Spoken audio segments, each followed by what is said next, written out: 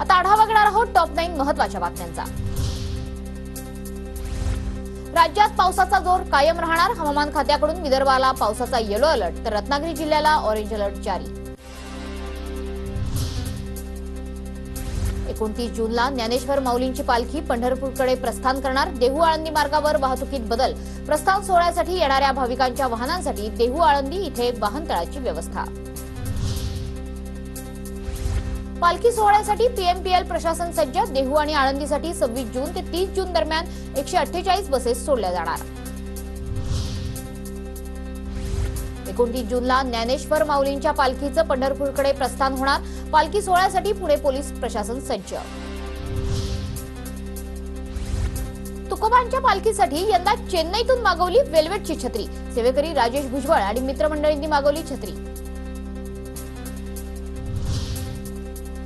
आवक वाढल्यानं किरकोळ बाजारात कोथिंबीरीचे दर आवाक्यात। कोथिंबीरीचे दर हे 15 ते 20 रुपये जुडीपर्यंत।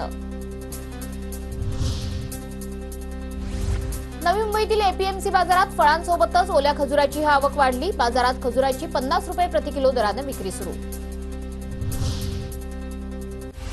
दूध पावडर, मका, सूर्यफूल आणि मोहरीच्या तेलावर आयात शुल्क घटलं।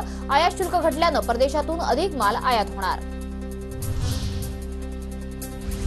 देशात चालू खरीप हंगामात कापूस उत्पादनात घट होण्याचा अंदाज। यंदा 325.22 लाख गाठींचं उत्पादन होण्याची शक्यता। गेल्या वर्षी 336.60 लाख गाठींचं उत्पादन।